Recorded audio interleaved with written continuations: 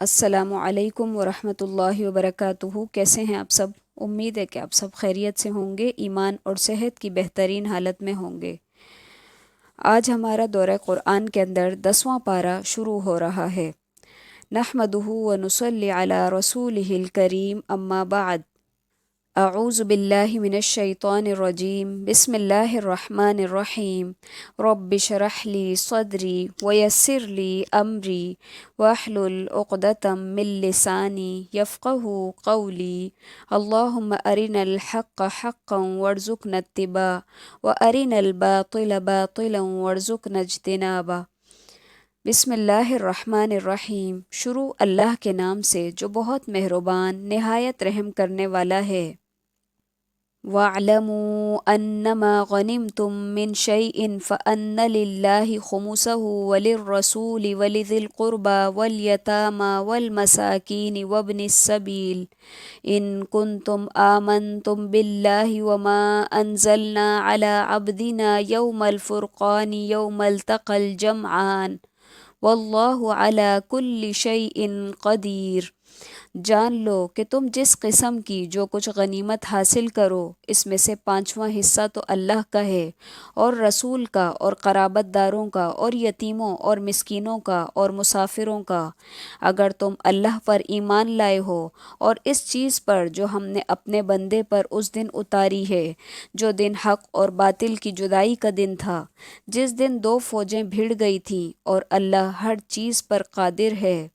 یوم الفرقان سے مراد جنگ بدر کا دن ہے، جو کہ 2 ہجری اور 17 رمضان المبارک کو ہوا، اور اس جنگ کو یوم الفرقان اس لیے کہا جاتا ہے کیونکہ یہ اسلام اور کفر کے درمیان پہلی جنگ تھی، اور مسلمانوں کو غلبہ دے کر یہ واضح کر دیا گیا کہ اسلام حق ہے اور کفر و شرک باطل ہے۔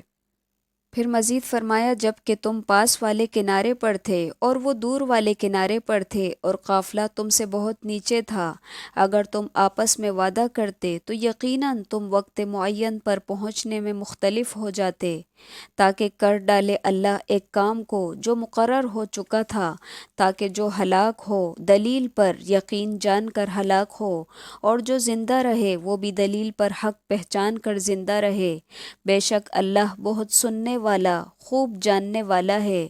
جبکہ اللہ نے تجھے تیرے خواب میں ان کی تعداد کم کر دکھائی، اگر وہ آپ کو زیادہ دکھاتا تو تم بزدل ہو جاتے اور اس کام کے بارے میں آپس میں اختلاف کرتے، لیکن اللہ نے بچا لیا، وہ دلوں کے بھیدوں سے خوب آگاہ ہے۔ جبکہ اس نے بوقت ملاقات انہیں تمہاری نگاہوں میں بہت کم کر دکھایا، اور تمہیں ان کی نگاہوں میں بہت کم دکھایا، تاکہ اللہ اس کام کو انجام تک پہنچا دے جو مقرر ہو چکا تھا، اور سب کام اللہ ہی کی طرف پھیرے جاتے ہیں۔ یا ایہا الذین آمنوا اذا لقیتم فئۃ فاثبتوا واذکروا اللہ کثیرا لعلکم تفلحون۔ اے ایمان والو، جب تم کسی مخالف فوج سے بھڑ جاؤ تو ثابت قدم رہو اور بکثرت اللہ کو یاد کرو تاکہ تمہیں کامیابی نصیب ہو، اور اللہ اور اس کے رسول کی فرما برداری کرتے رہو، آپس میں اختلاف نہ کرو ورنہ بزدل ہو جاؤ گے اور تمہاری ہوا اکھڑ جائے گی، اور صبر کرو، یقیناً اللہ صبر کرنے والوں کے ساتھ ہے۔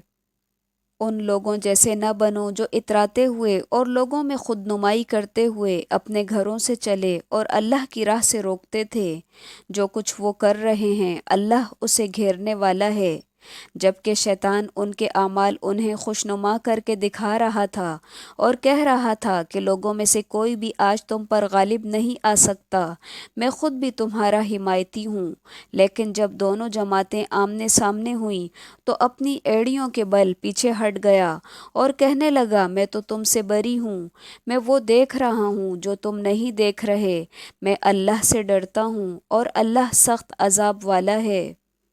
ہوا کچھ یوں کہ مشرکین مکہ جب مکہ سے روانہ ہوئے تو انہیں اپنے حریف قبیلے بنی بکر بن کنانہ سے اندیشہ تھا کہ وہ پیچھے سے انہیں نقصان نہ پہنچائیں۔ چنانچہ شیطان سراقہ بن مالک کی صورت بنا کر آیا، جو بنی بکر بن کنانہ کے ایک سردار تھے، اور انہیں نہ صرف فتح اور غلبہ کی بشارت دی بلکہ اپنی حمایت کا بھی پورا یقین دلایا۔ لیکن جب فرشتوں کی صورت میں امداد الہی اسے نظر آئی تو ایڑیوں کے بل بھاگ کھڑا ہوا اور کہنے لگا میں تو اللہ سے ڈرتا ہوں۔ جبکہ منافق کہہ رہے تھے، اور وہ بھی جن کے دلوں میں روگ تھا، کہ انہیں تو ان کے دین نے دھوکے میں ڈال دیا ہے۔ جو بھی اللہ پر بھروسہ کرے، اللہ بلا شک اور شبہ غلبے والا اور حکمت والا ہے۔ کاش کہ تو دیکھتا جب کہ فرشتے ان کافروں کی روح قبض کرتے ہیں، ان کے منہوں پر اور سرینوں پر مارتے ہیں اور کہتے ہیں تم بہت جلانے والے کا عذاب چکھو۔ یہ ان کاموں کا بدلہ ہے جو تمہارے ہاتھوں نے آگے بھیج رکھے ہیں۔ بے شک اللہ اپنے بندوں پر ظلم کرنے والا نہیں۔ مانند حال آل فرعون کے اور ان لوگوں کے جو ان سے پہلے تھے، اور انہوں نے اللہ کی آیتوں سے کفر کیا، پس اللہ نے ان کے گناہوں کے باعث انہیں پکڑ لیا۔ یقیناً اللہ قوت والا اور سخت عذاب والا ہے۔ یہ اس لیے کہ اللہ ایسا نہیں کہ کسی قوم پر کوئی نعمت انعام فرما کر پھر بدل دے جب تک کہ وہ خود اپنی حالت نہ بدل دیں، اور یہ کہ اللہ سننے والا جاننے والا ہے۔ مانند حال آل فرعونیوں کے اور ان سے جو لوگ پہلے تھے، انہوں نے اپنے رب کی باتیں جھٹلائیں، پس ان کے گناہوں کے باعث ہم نے انہیں برباد کیا اور فرعونیوں کو ڈبو دیا۔ یہ سارے ظالم تھے۔ ان شر الدواب عند اللہ الذین کفروا فہم لا یؤمنون۔ تمام جانداروں سے بدتر اللہ کے نزدیک وہ ہیں جو کفر کریں پھر وہ ایمان نہ لائیں۔ جن سے آپ نے عہد و پیمان کر لیا، پھر بھی وہ اپنے عہد و پیمان کو ہر مرتبہ توڑ دیتے ہیں، اور وہ ذرا بھی نہیں ڈرتے۔ پس اگر آپ انہیں لڑائی میں موجود پائیں تو انہیں ایسی عبرتناک سزا دیں کہ ان کے پچھلے بھی بھاگ کھڑے ہوں تاکہ وہ نصیحت حاصل کریں۔ اور اگر آپ کو کسی قوم کی خیانت کا ڈر ہو تو برابری کی سطح پر ان کا معاہدہ ان کے آگے پھینک دیں۔ اللہ خیانت کرنے والوں کو پسند نہیں فرماتا۔ کافر یہ خیال نہ کریں کہ وہ بھاگ نکلے، یقیناً وہ عاجز نہیں کر سکتے۔ تم ان کافروں کے مقابلے کے لیے اپنی استطاعت کے مطابق قوت اور تیار بندھے ہوئے گھوڑے فراہم کرنے کی تیاری کرو کہ اس سے تم اللہ کے دشمنوں کو اور اپنے دشمنوں کو خوفزدہ رکھ سکو، اور ان کے ساتھ اوروں کو بھی جنہیں تم نہیں جانتے۔ اللہ انہیں خوب جانتا ہے۔ جو کچھ بھی اللہ کی راہ میں صرف کرو گے وہ تمہیں پورا پورا دیا جائے گا اور تمہارا حق نہ مارا جائے گا۔ اگر وہ صلح کی طرف مائل ہوں تو تم بھی اس کی طرف مائل ہو جاؤ اور اللہ پر بھروسہ رکھو، یقیناً وہ بہت سننے اور جاننے والا ہے۔ اور اگر وہ تجھ سے دغا بازی کرنا چاہیں گے تو اللہ تجھے کافی ہے۔ اسی نے اپنی مدد سے اور مومنوں سے تیری تائید کی، اور ان کے دلوں میں باہمی الفت بھی اسی نے ڈالی ہے۔ زمین میں جو کچھ ہے تو اگر سارے کا سارا بھی خرچ کر ڈالتا تو تب بھی ان کے دل آپس میں نہیں ملا سکتا۔ یہ تو اللہ ہی ہے جس نے اس میں الفت ڈال دی، وہ غالب حکمتوں والا ہے۔ ان آیات میں اللہ تعالیٰ نے نبی صلی اللہ علیہ وسلم اور مومنوں پر جو احسانات فرمائے ان میں سے ایک بڑے احسان کا ذکر فرمایا ہے۔ وہ یہ کہ نبی صلی اللہ علیہ وسلم کی مومنین کے ذریعے سے مدد فرمائی، اور وہ آپ کے دست و بازو اور محافظ اور معاون بن گئے۔ اور مومنین پر احسان یہ ہے کہ ان کے درمیان پہلے جو عداوت تھی اسے محبت اور الفت میں بدل دیا۔ پہلے وہ ایک دوسرے کے خون کے پیاسے تھے، اب ایک دوسرے کے جان نثار بن گئے۔ پہلے ایک دوسرے کے دلی دشمن تھے، اب آپس میں رحیم اور شفیق ہو گئے۔ یعنی صدیوں پرانی جو ان کی عداوتیں تھیں وہ ختم ہو گئیں اسلام کی وجہ سے۔ یا ایہا النبی حسبک اللہ ومن اتبعک من المؤمنین۔ اے نبی صلی اللہ علیہ وسلم، تجھے اللہ کافی ہے اور ان مومنوں کو بھی جو تیری پیروی کر رہے ہیں۔ اے نبی صلی اللہ علیہ وسلم، ایمان والوں کو جہاد کا شوق دلائیے۔ اگر تم میں 20 بھی صبر کرنے والے ہوں گے تو وہ 200 پر غالب رہیں گے، اور اگر تم میں سے 100 ہوں گے تو وہ 1000 کافروں پر غالب رہیں گے، اس لیے کہ وہ بے سمجھ لوگ ہیں۔ اچھا، اب اللہ تمہارا بوجھ ہلکا کرتا ہے اور وہ خوب جانتا ہے کہ تم میں ناتوانی ہے۔ پس اگر تم میں سے 100 صبر کرنے والے ہوں گے تو وہ 200 پر غالب رہیں گے، اور اگر تم میں سے 1000 ہوں گے تو وہ 2000 پر غالب رہیں گے اللہ کے حکم سے۔ واللہ مع الصابرین، اور اللہ صبر کرنے والوں کے ساتھ ہے۔ نبی کے لیے یہ مناسب نہیں کہ اس کے پاس جنگی قیدی آتے جب تک کہ وہ زمین میں خوب خون ریزی نہ کر لے۔ تم تو دنیا کا مال چاہتے ہو، اور اللہ کا ارادہ آخرت کا ہے، اور اللہ زبردست حکمت والا ہے۔ اگر پہلے ہی سے اللہ کی طرف سے بات لکھی ہوئی نہ ہوتی تو جو کچھ تم نے لیا ہے اس کے بدلے میں تمہیں بہت بری سزا ملتی۔ پس جو کچھ حلال اور پاکیزہ غنیمت تم نے حاصل کی ہے خوب کھاؤ پیو اور اللہ سے ڈرتے رہو، یقیناً اللہ غفور و رحیم ہے۔ اے نبی، جو قیدی آپ لوگوں کے قبضے میں ہیں ان سے کہہ دو کہ اگر اللہ تمہارے دلوں میں نیک نیتی دیکھے گا تو جو کچھ تم سے لیا گیا ہے اس سے بہتر تمہیں دے گا، اور تمہارے گناہ بھی معاف فرمائے گا، اور اللہ بخشنے والا مہربان ہے۔ اور اگر وہ تجھ سے خیانت کا خیال کریں گے تو یہ تو اس سے پہلے خود اللہ سے بھی خیانت کر چکے ہیں، آخر اس نے انہیں گرفتار کرا دیا، اور اللہ علم اور حکمت والا ہے۔ جو لوگ ایمان لائے اور ہجرت کی اور اپنے مالوں اور جانوں سے اللہ کی راہ میں جہاد کیا، اور جن لوگوں نے ان کو جگہ دی اور مدد کی، یہ سب آپس میں ایک دوسرے کے رفیق ہیں۔ اور جو ایمان تو لائے ہیں لیکن ہجرت نہیں کی، تمہارے لیے ان کی کچھ بھی رفاقت نہیں جب تک کہ وہ ہجرت نہ کریں۔ ہاں، اگر وہ تم سے دین کے بارے میں مدد طلب کریں تو تم پر مدد کرنا ضروری ہے، مگر اس قوم کے خلاف نہیں جن کے اور تمہارے درمیان صلح کا معاہدہ ہے۔ تم جو کچھ کرتے ہو اللہ اسے خوب دیکھتا ہے۔ کافر آپس میں ایک دوسرے کے رفیق ہیں، اگر تم نے ایسا نہ کیا تو ملک میں فتنہ اور زبردست فساد برپا ہو جائے گا۔ جو لوگ ایمان لائے اور انہوں نے ہجرت کی اور اللہ کی راہ میں جہاد کیا، اور جنہوں نے جگہ دی اور مدد پہنچائی، وہی لوگ سچے مومن ہیں، ان کے لیے بخشش ہے اور عزت کی روزی ہے۔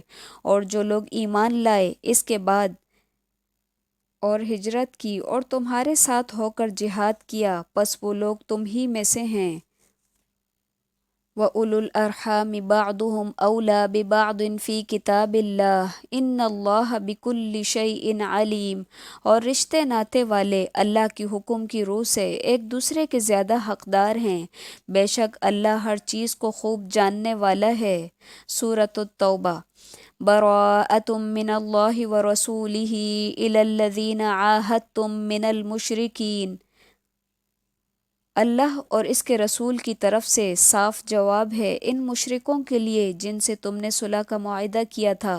پس اے مشرکو، تم ملک میں 4 مہینے تک تو چل پھر لو، جان لو کہ تم اللہ کو عاجز کرنے والے نہیں ہو، اور یہ بھی یاد رہے کہ اللہ کافروں کو رسوا کرنے والا ہے۔ اللہ اور اس کے رسول کی طرف سے لوگوں کو حج اکبر کے دن صاف اطلاع ہے کہ اللہ مشرکوں سے بیزار ہے، اور اس کا رسول بھی۔ اگر اب بھی تم توبہ کر لو تو تمہارے حق میں بہتر ہے، اور اگر تم روگردانی کرو تو جان لو کہ تم اللہ کو ہرا نہیں سکتے، اور کافروں کو دردناک عذاب کی خوشخبری دے دیجیے۔ صحیحین اور دیگر صحیح احادیث سے ثابت ہے کہ یوم حج اکبر سے مراد یوم النحر یعنی کہ 10 ذی الحجہ کا دن ہے۔ 10 ذی الحجہ کو حج اکبر کا دن اس لیے کہا گیا ہے کہ اس دن حج کے سب سے زیادہ اور اہم مناسک ادا کیے جاتے ہیں۔ پھر مزید فرمایا، بجز ان مشرکوں کے جن سے تمہارا معاہدہ ہو چکا ہے اور انہوں نے تمہیں ذرا سا بھی نقصان نہیں پہنچایا، نہ کسی کی تمہارے خلاف مدد کی ہے، تو تم بھی ان کے معاہدے کی مدت ان کے ساتھ پوری کرو۔ بلا شبہ اللہ پرہیزگاروں کو دوست رکھتا ہے۔ پھر جب حرمت والے مہینے گزر جائیں تو تم مشرکوں کو جہاں پاؤ قتل کرو، انہیں گرفتار کرو، ان کا محاصرہ کر لو اور ان کی طاق میں ہر گھاٹی میں جا بیٹھو۔ ہاں، اگر وہ توبہ کر لیں اور نماز کے پابند ہو جائیں اور زکوٰۃ ادا کرنے لگیں تو تم ان کی راہیں چھوڑ دو، یقیناً اللہ بخشنے والا مہربان ہے۔ اگر مشرکوں میں سے کوئی تجھ سے پناہ طلب کرے تو اسے پناہ دے دے، یہاں تک کہ وہ اللہ کا کلام سن لے، پھر تو اسے اس کی جائے امن تک پہنچا دے، یہ اس لیے کہ یہ لوگ بے علم ہیں۔ مشرکوں کا عہد اللہ اور اس کے رسول کے نزدیک کیسے رہ سکتا ہے، سوائے ان کے جن سے تم نے عہد و پیمان مسجد حرام کے پاس کیا ہے، جب تک کہ وہ لوگ تم سے معاہدہ نبھائیں تم بھی ان سے معاہدہ نبھاؤ، بلا شبہ اللہ متقیوں سے محبت رکھتا ہے۔ ان کے وعدوں کا کیا اعتبار، ان کا تو اگر تم پر غلبہ ہو جائے تو نہ یہ قرابت داری کا خیال کریں نہ عہد و پیمان کا، اپنی زبانوں سے تو تمہیں خوش کرتے ہیں لیکن ان کے دل نہیں مانتے، ان میں سے اکثر تو فاسق ہیں۔ انہوں نے اللہ کی آیتوں کو بہت کم قیمت میں بیچ ڈالا اور اس کی راہ سے روکا، بہت برا ہے جو یہ کر رہے ہیں۔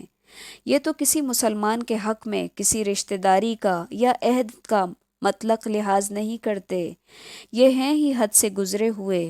اب بھی اگر یہ توبہ کر لیں اور نماز کے پابند ہو جائیں اور زکوٰۃ دیتے رہیں تو تمہارے دینی بھائی ہیں۔ ہم تو جاننے والوں کے لیے اپنی آیتیں کھول کھول کر بیان کرتے ہیں۔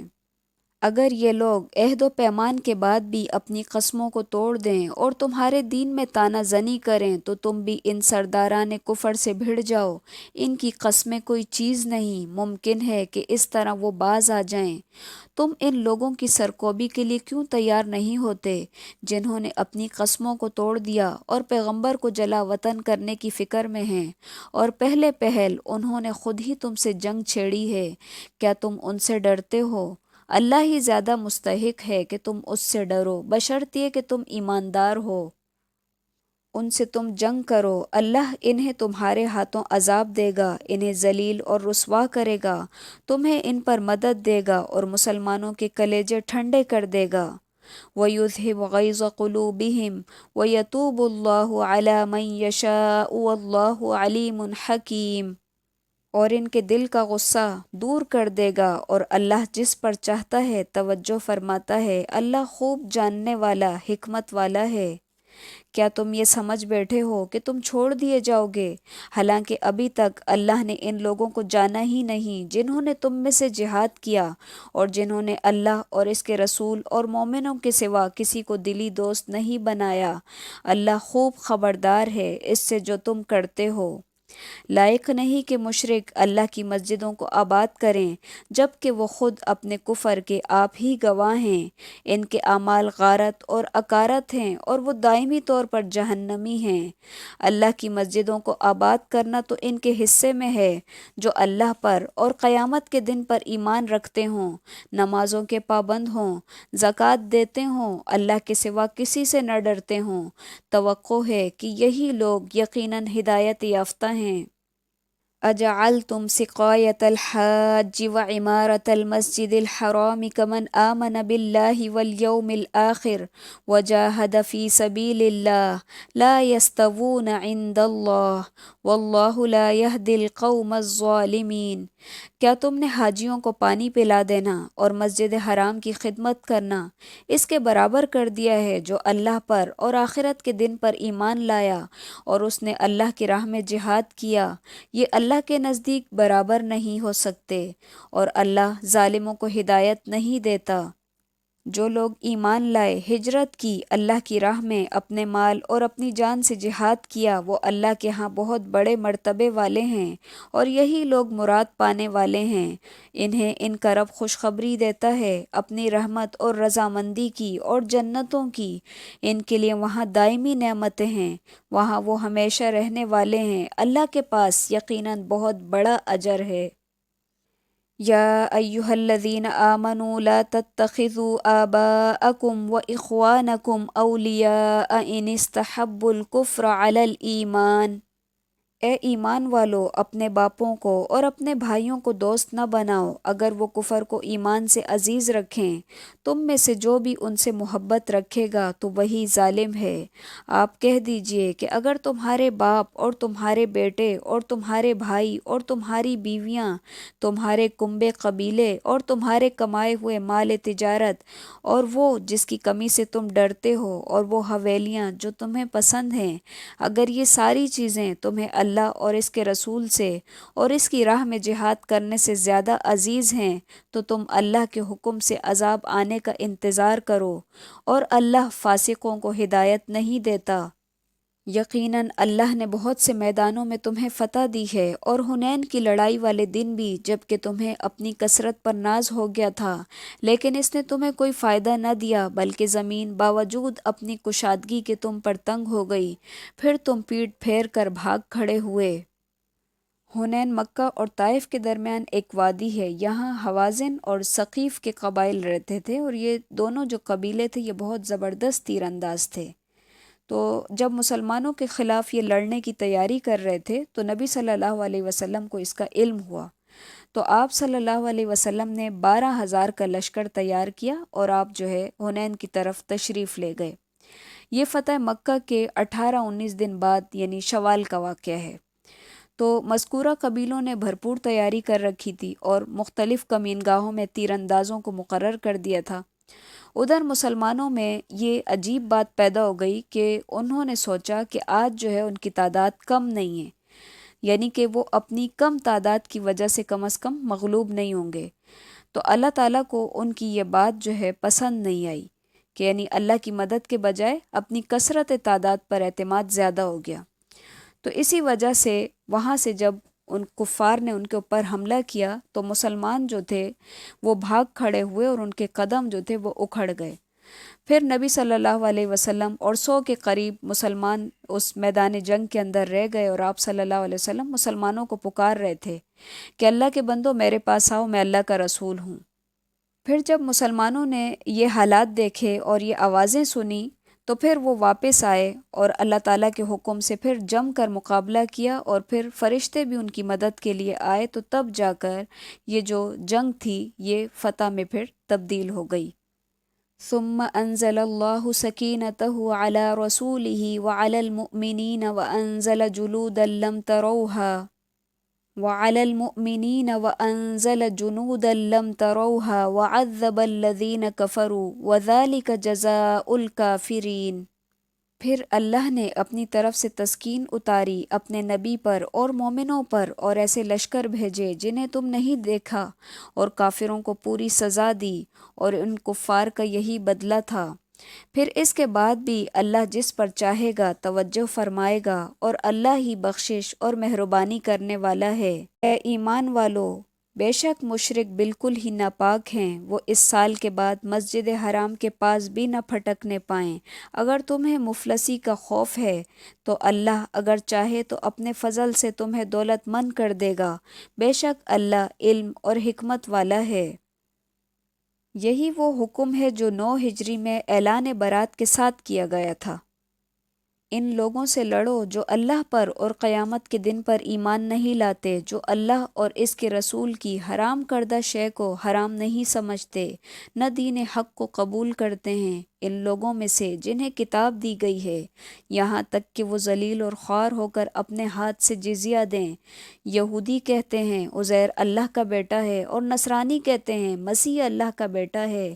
یہ قول صرف ان کے منہ کی بات ہے، اگلے منکروں کی بات کی یہ بھی نقل کرنے لگے، اللہ انہیں غارت کرے وہ کدھر بہکے جا رہے ہیں۔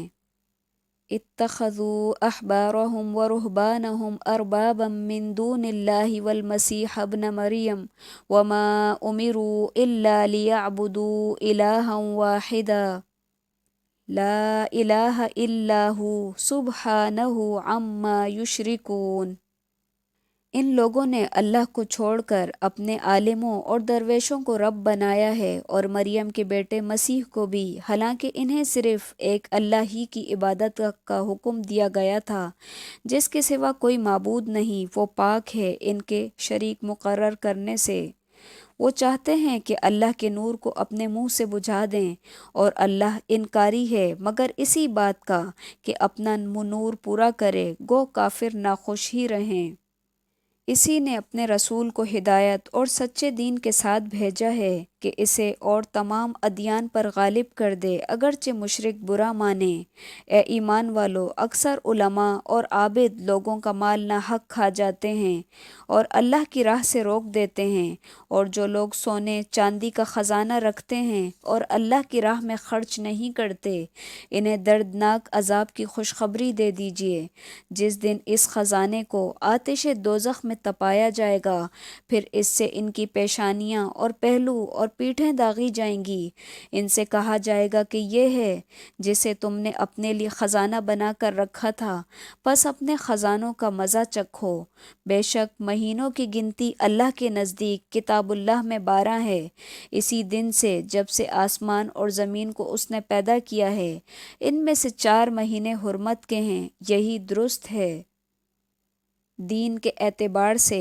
تم ان مہینوں میں اپنی جانوں پر ظلم نہ کرو اور تم تمام مشرکوں سے جہاد کرو جیسا کہ وہ تم سے لڑتے ہیں، اور جان لو کہ اللہ متقیوں کے ساتھ ہے۔ 4 مہینے جو حرمت والے ہیں ان کے نام یہ ہیں: ذی القعدہ، ذی الحج اور محرم، اور چوتھا جو ہے وہ رجب کا مہینہ ہے۔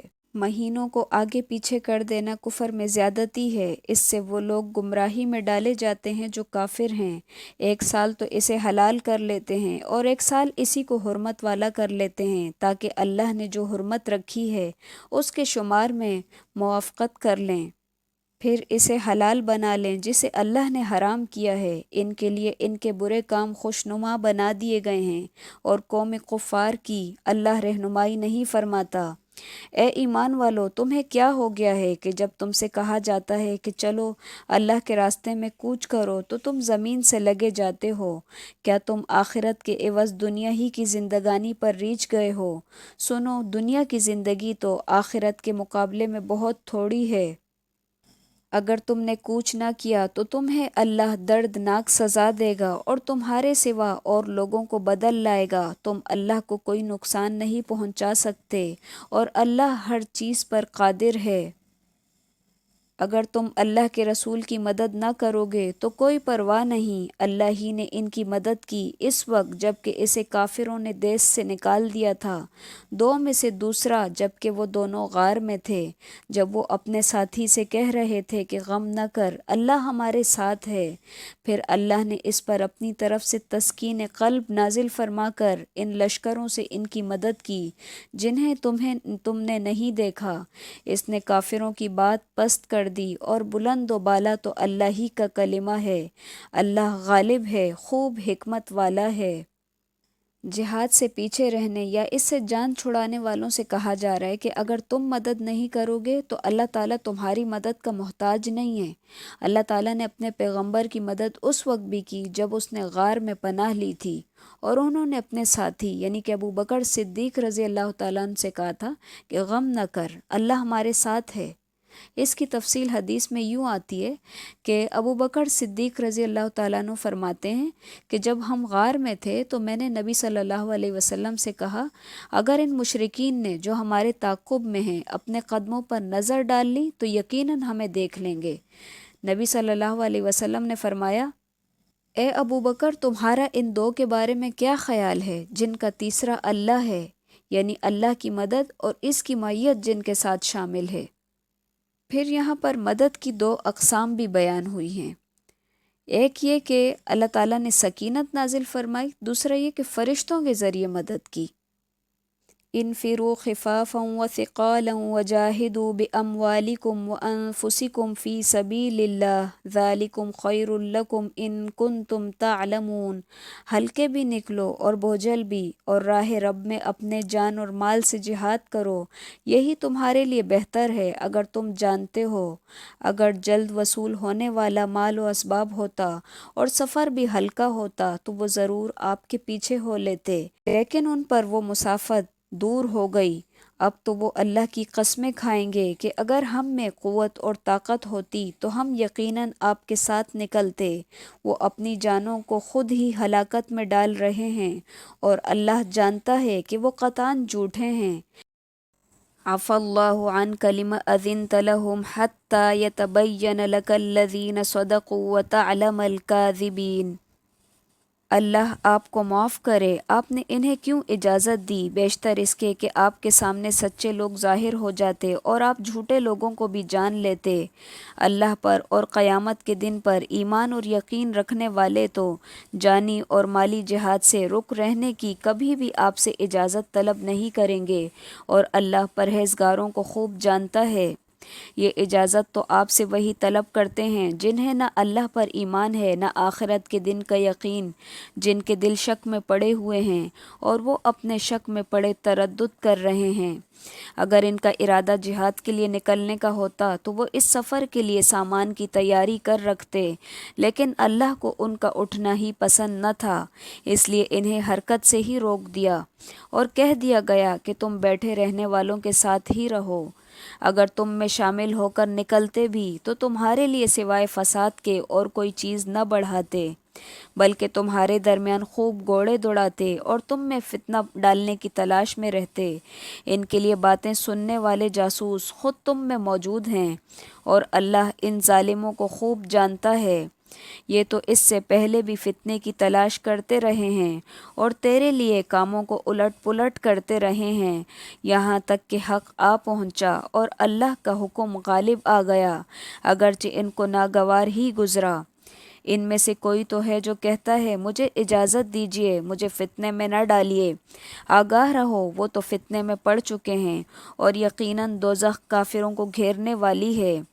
آپ کو اگر کوئی بھلائی مل جائے تو انہیں برا لگتا ہے، اور کوئی برائی پہنچ جائے تو وہ کہتے ہیں ہم نے تو اپنا معاملہ پہلے ہی درست کر لیا تھا، پھر تو بڑے ہی اتراتے ہوئے لوٹتے ہیں۔ آپ کہہ دیجئے کہ ہمیں سوائے اس کے جو اللہ نے ہمارے حق میں لکھ رکھا ہے کوئی چیز نہیں پہنچ سکتی، وہ ہمارا کارساز اور مولا ہے۔ مومنوں کو تو اللہ کی ذات پر ہی یقین اور بھروسہ کرنا چاہیے۔ کہہ دیجئے کہ تم ہمارے بارے میں جس چیز کا انتظار کر رہے ہو وہ دو بھلائیوں میں سے ایک ہے، اور ہم تمہارے حق میں اس کا انتظار کرتے ہیں کہ یا تو اللہ تمہیں اپنے پاس سے کوئی سزا دے یا ہمارے ہاتھوں سے، بس ایک طرف تم منتظر رہو اور دوسری جانب تمہارے ساتھ ہم بھی منتظر ہیں۔ کہہ دیجئے کہ تم خوشی یا ناخوشی کسی بھی طرح خرچ کرو، قبول ہرگز نہ کیا جائے گا، یقیناً تم فاسق لوگ ہو۔ کوئی سبب ان کے خرچ کرنے کی قبولیت کے نہ ہونے کا اس کے سوا کوئی نہیں کہ وہ اللہ اور اس کے رسول کے منکر ہیں، اور بڑی کاہلی سے ہی نماز کو آتے ہیں اور برے دل سے ہی خرچ کرتے ہیں۔ فَلَا تُعْجِبْكَ أَمْوَالُهُمْ وَلَا أَوْلَادُهُمْ، پس آپ کو ان کے مال اور اولاد تعجب میں نہ ڈال دیں۔ اللہ کی چاہت یہی ہے کہ اس سے انہیں دنیا کی زندگی میں ہی سزا دے اور ان کے کفر کی حالت میں ہی ان کی جانیں نکل جائیں، اور وہ اللہ کی قسمیں کھا کھا کر کہتے ہیں کہ یقیناً وہ تم ہی میں سے ہیں، حالانکہ وہ دراصل تمہارے نہیں۔ بات صرف اتنی ہے کہ یہ ڈرپوک لوگ ہیں۔ اگر یہ کوئی بچاؤ کی جگہ یا کوئی غار یا کوئی بھی سر گھسانے کی جگہ پا لیں تو ابھی اسی طرح لگام توڑ کر الٹے بھاگ چھوٹیں۔ ان میں وہ بھی ہیں جو خیراتی مال کی تقسیم کے بارے میں آپ پر عیب ڈالتے ہیں۔ اگر انہیں اس میں سے مل جائے تو خوش ہیں، اور اگر اس میں سے نہ ملا تو فوراً ہی بگڑ کھڑے ہوئے۔ اگر وہ لوگ اللہ اور اس کے رسول کے دیے ہوئے پر خوش رہتے اور کہہ دیتے اللہ ہمیں کافی ہے، اللہ ہمیں اپنے فضل سے دے گا اور اس کا رسول بھی، بے شک ہم تو اللہ ہی کی طرف رغبت رکھنے والے ہیں۔ انما الصدقات للفقراء والمساکین والعاملین علیہا والمؤلفة قلوبهم وفی الرقاب والغارمین وفی سبیل اللہ وابن السبیل فریضۃ من اللہ واللہ علیم حکیم۔ صدقات، زکوٰۃ اور خیرات صرف فقیروں اور مسکینوں کے لیے اور ان کے وصول کرنے والوں کے لیے اور ان لوگوں کے لیے جن کی دل جوئی مقصود ہوتی ہے، اور گردن چھڑانے میں، اور قرض داروں کے لیے، اور اللہ کی راہ میں، اور راہرو مسافروں کے لیے ہیں۔ فرض کیے گئے ہیں اللہ کی طرف سے، اور اللہ خوب علم اور حکمت والا ہے۔ اس آیت کے اندر زکوٰۃ کے مصارف بیان کیے جا رہے ہیں جو کہ 8 مصارف ہیں۔ ان میں سے وہ بھی ہیں جو پیغمبر کو ایذا دیتے ہیں اور کہتے ہیں کہ وہ تو کان کا کچا ہے۔ آپ کہہ دیجئے کہ یہ کان کا کچا ہونا ہی تمہارے لیے بہتر ہے۔ وہ اللہ پر ایمان رکھتا ہے اور مسلمانوں کی بات کا یقین کرتا ہے، اور تم میں سے جو اہل ایمان ہیں یہ ان کے لیے رحمت ہے۔ رسول اللہ کو جو لوگ اذیت دیتے ہیں ان کے لیے دردناک عذاب ہے۔ محض تمہیں خوش کرنے کے لیے تمہارے سامنے اللہ کی قسمیں کھاتے ہیں، حالانکہ اگر یہ ایماندار ہوتے تو اللہ اور اس کا رسول راضی کرنے کے زیادہ مستحق تھے۔ کیا یہ نہیں جانتے کہ جو بھی اللہ اور اس کے رسول کی مخالفت کرے گا اس کے لیے یقیناً دوزخ کی آگ ہے جس میں وہ ہمیشہ رہنے والا ہے۔ یہ زبردست رسوائی ہے۔ منافقوں کو ہر وقت اس بات کا کھٹکا لگا رہتا ہے کہ کہیں مسلمانوں پر کوئی صورت نہ اترے جو ان کے دلوں کی باتیں انہیں بتا دے۔ کہہ دیجئے تم مذاق اڑاتے رہو، یقیناً اللہ اسے ظاہر کرنے والا ہے جس سے تم ڈرتے ہو۔ اگر آپ ان سے پوچھیں تو صاف کہہ دیں گے ہم تو یوں ہی آپس میں ہنس بول رہے تھے۔ کہہ دیجئے اللہ، اس کی آیتیں اور اس کا رسول ہی تمہاری ہنسی مذاق کے لیے رہ گئے ہیں۔ تم بہانے نہ بناؤ، یقیناً تم اپنے ایمان کے بعد بے ایمان ہو گئے ہو۔ اگر ہم تم میں سے کچھ لوگوں سے درگزر بھی کر لیں تو کچھ لوگوں کو سنگین سزا بھی دیں گے کیونکہ واقعی مجرم ہیں۔ تمام منافق مرد اور عورتیں آپس میں ایک ہی ہیں، یہ بری باتوں کا حکم دیتے ہیں اور بھلی باتوں سے روکتے ہیں اور اپنی مٹھی بند رکھتے ہیں۔ یہ اللہ کو بھول گئے، اللہ نے انہیں بھلا دیا۔ بے شک منافق ہی فاسق اور بدکار ہیں۔ اللہ ان منافق مردوں، عورتوں اور کافروں سے جہنم کی آگ کا وعدہ کر چکا ہے جہاں وہ ہمیشہ رہنے والے ہیں، وہی انہیں کافی ہے۔ ان پر اللہ کی پھٹکار ہے اور ان کے لیے دائمی عذاب ہے۔ منافقو، تمہارا حال انہی لوگوں کی طرح ہے جو تم سے پہلے تھے، تم سے زیادہ قوت والے اور زیادہ مال اور اولاد والے تھے، بس انہوں نے اپنے دینی حصے سے خوب فائدہ اٹھایا اور تم نے اپنے حصے سے فائدہ اٹھایا، جس طرح تم سے پہلے کے لوگوں نے اپنے حصے سے فائدہ اٹھایا تھا، اور تم نے بھی اسی طرح مذاقانہ بحث کی جس طرح کہ انہوں نے کی تھی۔ ان کے اعمال دنیا اور آخرت میں غارت ہو گئے اور یہی لوگ خسارہ پانے والے ہیں۔ کیا انہیں اپنے سے پہلے لوگوں کی خبریں نہیں پہنچی، یعنی قوم نوح، عاد، سمود، قوم ابراہیم، اہل مدین اور الٹی ہوئی بستیوں کے رہنے والوں کی؟ ان کے پاس ان کے پیغمبر دلیلیں لے کر پہنچے۔ اللہ ایسا نہ تھا کہ ان پر ظلم کرتا، بلکہ انہوں نے خود ہی اپنے اوپر ظلم کیا۔ والمؤمنون والمؤمنات بعضهم اولیاء بعض، مومن مرد اور عورتیں آپس میں ایک دوسرے کے معاون اور مددگار ہیں اور دوست ہیں۔ وہ بھلائیوں کا حکم دیتے اور برائیوں سے روکتے ہیں، نماز قائم کرتے ہیں، زکوٰۃ ادا کرتے ہیں، اللہ اور اس کے رسول کی اطاعت کرتے ہیں۔ یہی لوگ ہیں جن پر اللہ بہت جلد رحم فرمائے گا۔ بے شک اللہ غلبے والا، خوب حکمت والا ہے۔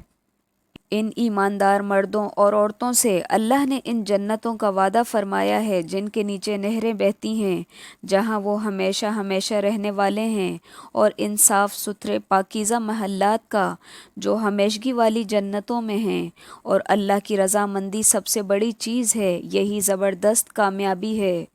یا ایہا النبی جاہد الکفار والمنافقین واغلظ علیہم ومأواہم جہنم وبئس المصیر۔